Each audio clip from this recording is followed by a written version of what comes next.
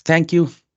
Thank you for the time. And yeah, so our project, it is a group project. So about the FinChain, so adaptation of the blockchain technology in finance and business. So my name is Naresh Chetri, an assistant professor of cybersecurity, along with other three members in our group. Dr. Keith Miller, professor of cyber ethics over UMSL, University of Missouri, St. Louis. Dr. Banerjee, professor of finance over here at Lindenwood University, and Dr. Bikes, who is assistant professor in the information systems at University of Queensland, Brisbane, Australia.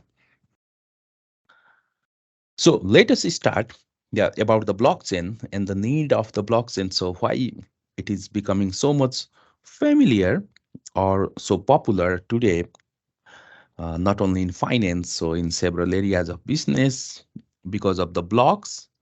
So normally I tell the student about the storage of the data that are linked is the part of the linked list or the node that has the information of the previous block and that has the information about the next block, or we normally say that's the current block or the hash that has the information. So where we can keep the track of the transactions. So that means, so normally today, yeah, before starting the blockchain, so there is a concept of the DLT, the distributed ledger technology. So that store the transaction details across the network. So the normally things over the transaction is that one need to validate the transaction, update the transactions over from the different locations. So that's normally happen in MNCs or multinational companies that deals with the finance and the business. So so the major problem was for to address the double spending problem. So double spending problem is a basic flaw in the digital cash. That means there were two things. First was the centralized currencies that can prevent the double spending problem using the online central, the trusted third party, and another was for the decentralized. So decentralized, that means of the trusted third party, a little bit hard to solve, but that avoid the third party, and the major thing was to address, which has been addressed. So today it is a good alternative for the centralized data system. So in terms of the transparency and trust, so which we have been researching a lot for, because this is a huge questions for the transparency, because so and the citizen trust, so that has over the government. So we see many things are not trustable over the network or not trustable online because no one trust anybody in the virtual world or over in the cyber, and so does for the transactions, because that has the monetary value and remains. So but there are several examples of the blockchains that use the several versions of the DLT, the radix, that are the examples of the distributed ledger technology that make it happen. And it is nothing but a ledger. So ledger in the sense it is a distributed ledger, so that is geographically spread across the web, across the sites, so normally website across the countries and educational institutions. So on the contrast of the centralized database, the DLT does not require a central admin or the central person who will handle that all the things. And also the major advantage of the DLT is that the DLT does not have a single or the central point of the failure. That means if the particular node fails, then that will fail over that particular node only. So nothing has to done to be fail for the whole system.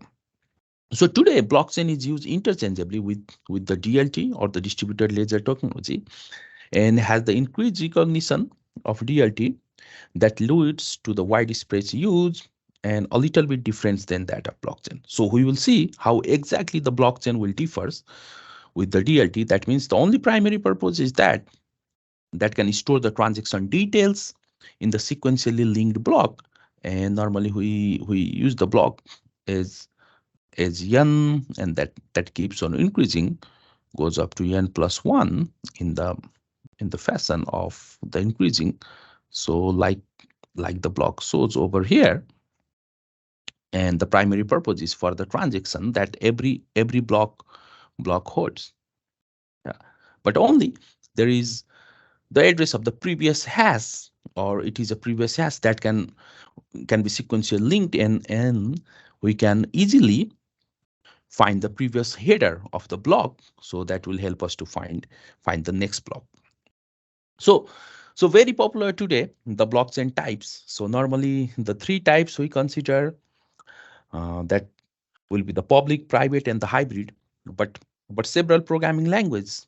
So a little bit, the adaptation from the programming point of view today adopted by the most popular programming language by the Google, called the Go programming language, that was started from the C++ programming. So the private one, normally I said, is the B2B, so used for only for the business, because trying to focus on the FinChain aspects, the financial chain.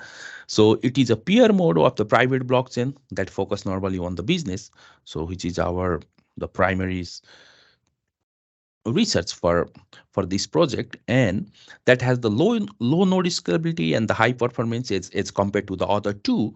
So compared to the other two means compared to the public one, which is only for the cryptocurrency. So that also has, which has the reverse as the high node and the low performance, and the built-in was the Bitcoin, as you already know, the currency so worldwide popular today.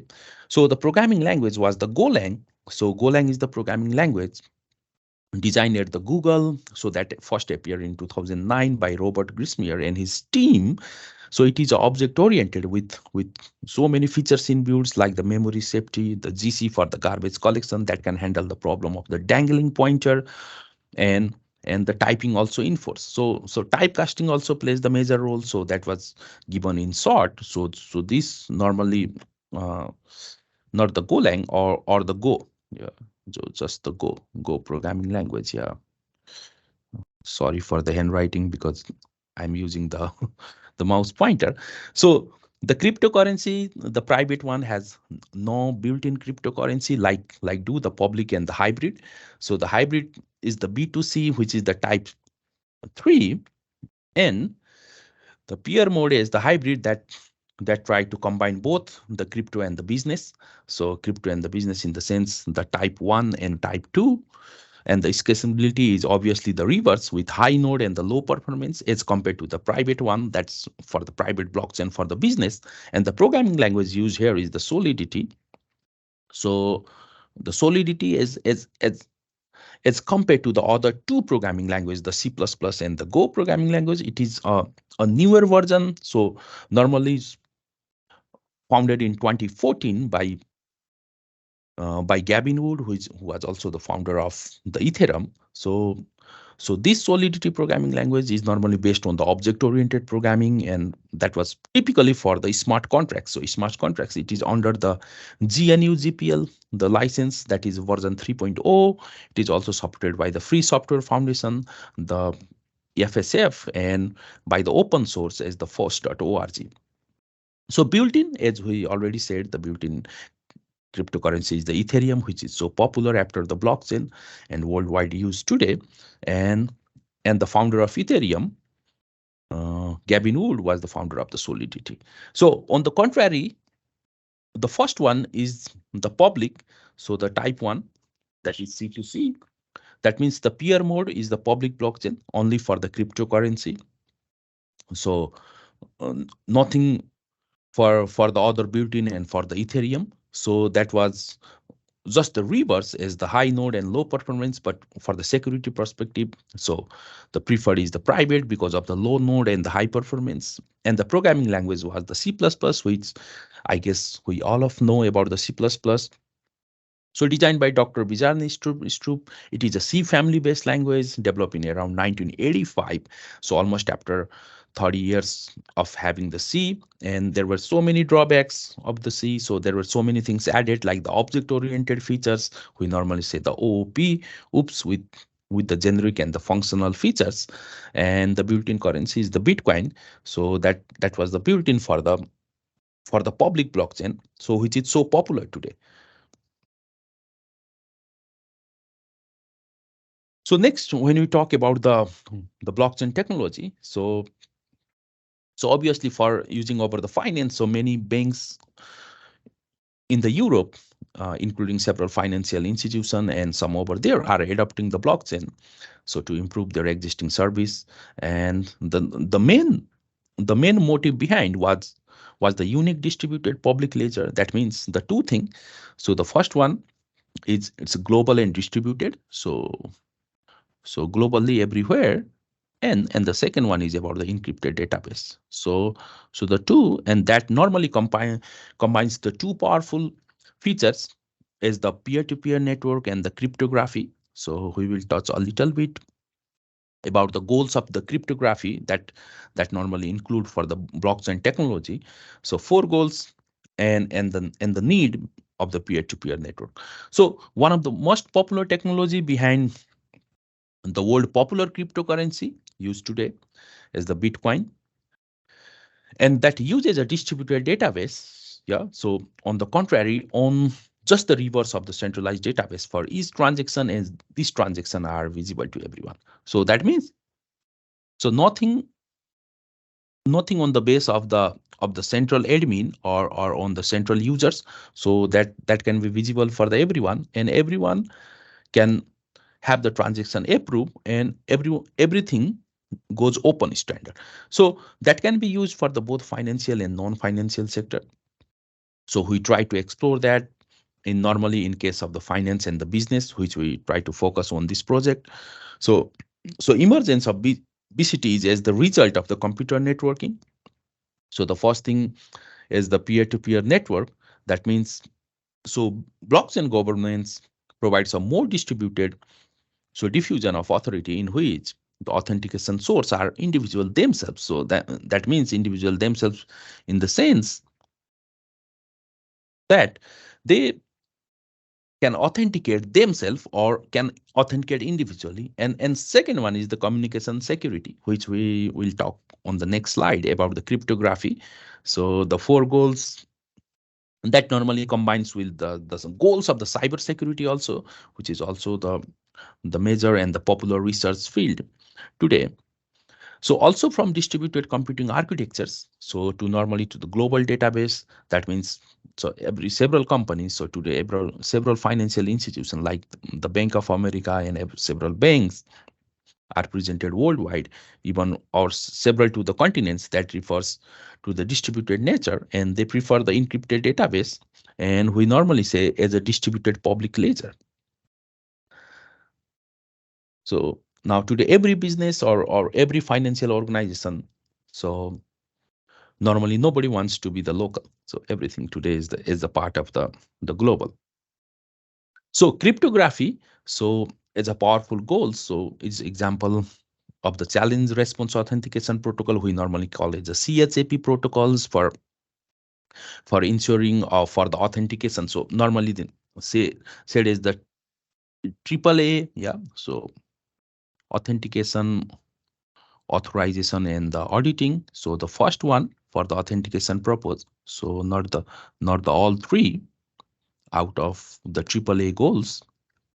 So here, security practitioners trying to meet that the four goals of the cryptography systems that exactly match with the blockchain today, and that each goal requires the satisfaction of the design requirements of the goals. So the first one is the confidentiality. That means the data trying to remain private in all the situations. So when the data is in rest, data is in transit, or data is in use, so that means the data cannot be altered or cannot be changed or accessed by the person who is not intent to. So widely cited goals. So two types of crypto systems, so asymmetric and symmetric. So we don't want to go much over that. So use of the single secret key. So use of the two key. So we say the public and private key while doing the information or sharing the information. That means changing from the ciphertext to the plain text and changing from the plain text to the ciphertext. The second goal is the integrity. That means that exactly means what the data should not be altered without the authorization of the said or the intended party. And the third is the authentication that slightly differ from the goal of the cybersecurity, because the CIA goes exactly matched to the authentication goal. But the third one is the availability instead of the authentication that verifies the claim identity of the system users. That's the user claim to be. And last is the non-repudiation, the last goal of the cryptography. That means that provide the recipient assurance that the message was exactly sent by the sender. The use of the MD5, the message digest algorithm 5.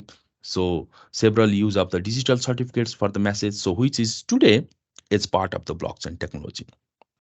So let us go now, and these three goals, oh sorry, these four goals exactly match to the three goals of the cybersecurity, the CIA goals, yeah, which is also results in the form of the DAD, the disclosure, alternation, and the denial of the data when we say the CIA is violated, and result in the DAD goals. So application. So one of the proposed system model is the sugar chain network we have proposed. So we have taken the data from the, so it's, yeah, not possible to include all the data and the questionnaire over here in the PPT, but it was from the 40 farmers. So farmers in the sense sugarcane farmers who has been doing the sugarcane farming more than 5 years, and we try to take the data with the help of the 15 questionnaires. And the interesting thing was the payment. So the payment system. So here we trying to link that application with the finance.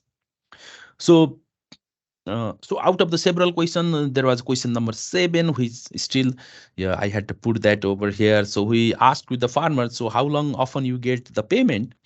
Do you get the payment instantly, or get the payment later, or after some period of time? Then the farmer responses, so more than 93% farmer responded that they get the payment only after a month, or sometimes on the 6 month.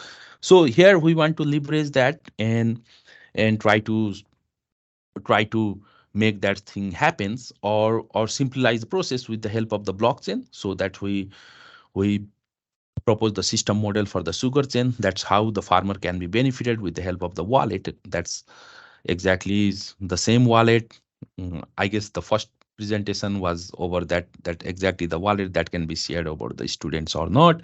Yeah, that was disrupting. So not only the business and companies, all the education and the governments by the provisions of the service or provided by the blockchain with its powerful features.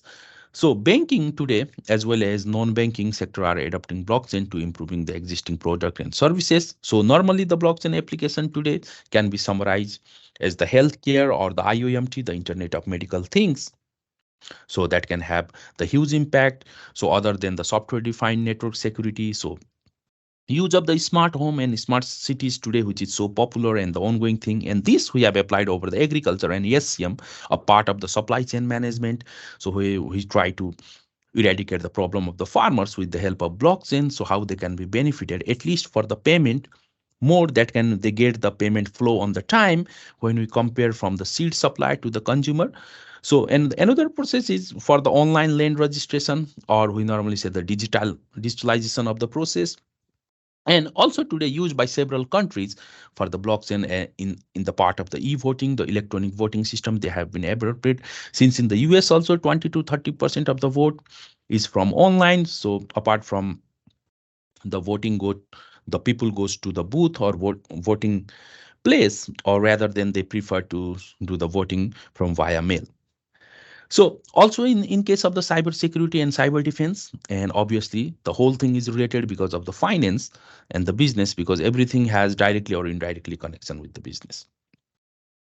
So let me go and quickly explain about the properties that directly support for the finance and business for the blockchain.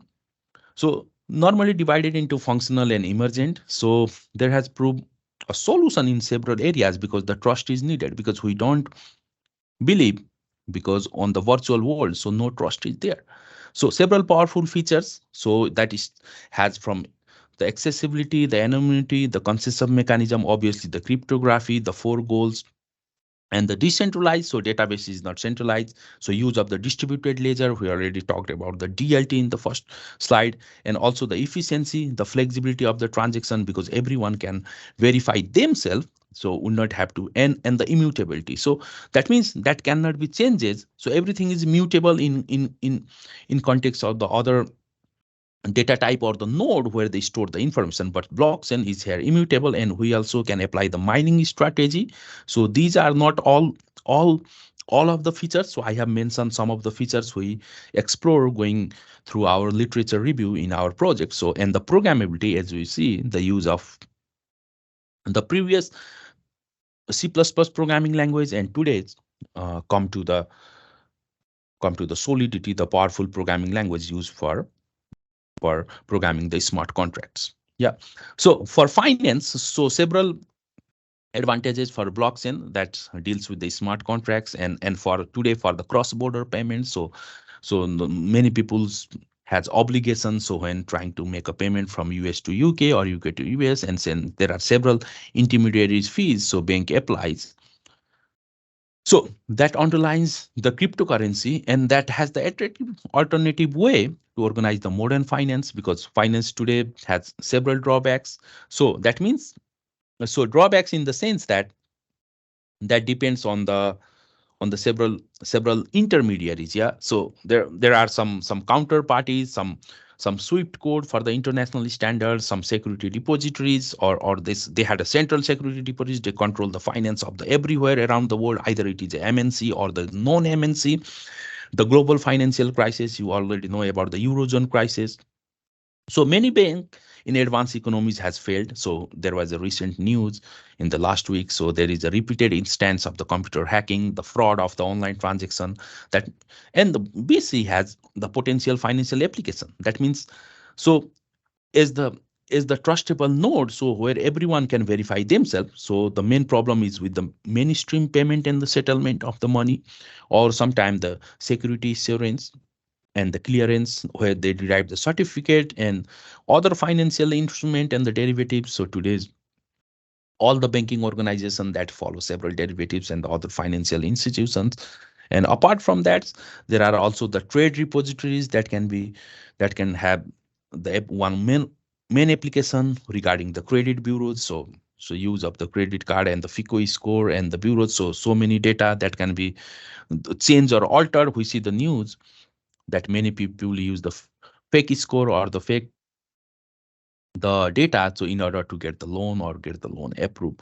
So corporate governments, obviously that has the impact over the finance, and that can change many things over using, like the use of the e-voting and several other systems. So for the business, so here is one of the example of the land transfer business process with the use of the blockchain. So that is started with the ID, so verification, and that denotes for the today. So critical process. So many people, yeah. So like goes, although it is a online, so many people doesn't want to do that because of the security issue and several things. So blockchain obviously revolutionizing the business process management. So there they want the trusted infrastructure to guarantee the trust. So several trusted parties, and also ensure by using the distributed ledger technology or the DLT that try to enables the trust, and with its smart contracts and the power to counter fake. So that means the business process can be initiated by programming the contracts. So the use of the solidity, that programming language what I talked, so has many potential in several domains on the business. So supply chains like the healthcare, also the digital solution, transportation, and apart from the manufacturing and industries with the smart cities and the home. So I guess with lack of time. So when we compare, so adaptation of the blockchain technology, we try to compare both between the finance, where the blockchain try to reduce the need because of the trust that becomes so attractive, and use of those three types of the public, private, and the hybrid.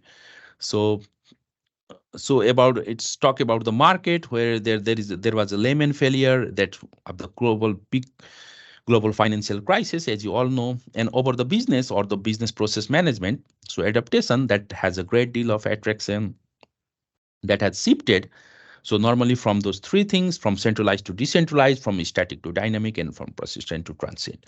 So this shifting has the major impact on adaptation of the business, and that has been a promising solution for their execution. But still, many blockchain are at the primary stage. So we try to summarize that with the help of the disruption in the blockchain. So in the in all of the four ways, so for the cyber defense and cyber security, with of all of these features of the immutability and the decentralization, and also in the business process solution with trust, distributed storage, and the distributed ledger technology, and a system where we reduce the trust. That means the mainstream payment, the settlement, and the security issuance, and the derivatives and the bonds that has linked to the financial things. So that serve as the trusted infrastructure for the business process management because of the features of the smart contracts and the programmability. So also the future of education with the blockchain. So normally the preventing the double spending problem that was either approved or the rejected. So several innovation on the temporary development. So although been here for 14 years, that only prominent for the 6 years.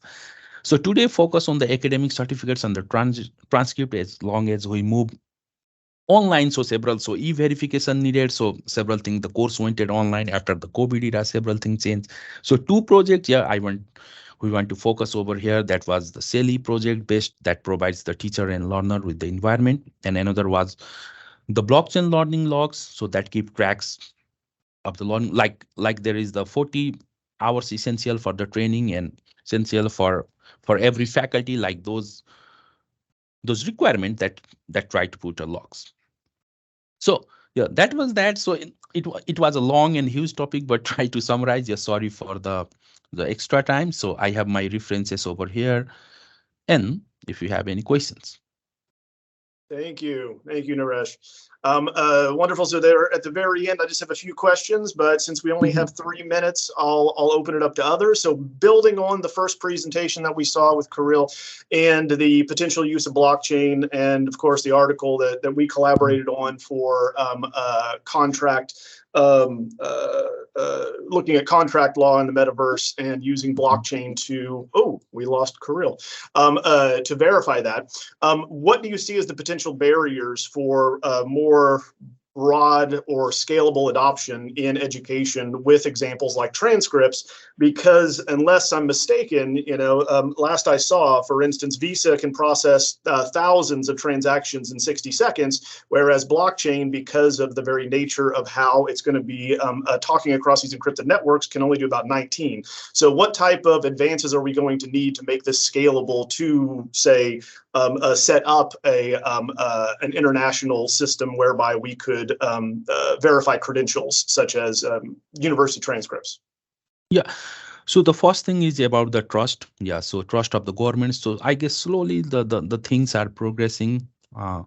But yeah, it won't happen within a month or 6 months. So slowly the time is, so depends on the government. So today's slowly so they have a secure hashing, at least use a 528 bit or more than that, 1024 bit of the encryption key. So that try to make it more secure, or maybe somebody can break that using another cipher method. So it will be insecure. But slowly the adaptation by the financial institution, which we treat as a so serious, or the transferring of the money, that will ultimately affect the issue of the digital certificates, because there are, I guess, couple only organization people do trust for the issuance of the digital certificates, or we say the RS, the registering authorities. So that only issues but still blockchain. So there are several models, like we propose the sugar chain that is being used today. So it takes some of the time. So it's like a very young thing. So pretty much going on. So but I hope so several governments will identify its strength and slowly keep on adapting that for the everything, for the digital certificate and the digital transcript, because which is the so need after the COVID-19 era. I mean the post-COVID era. Absolutely. Thank you so much.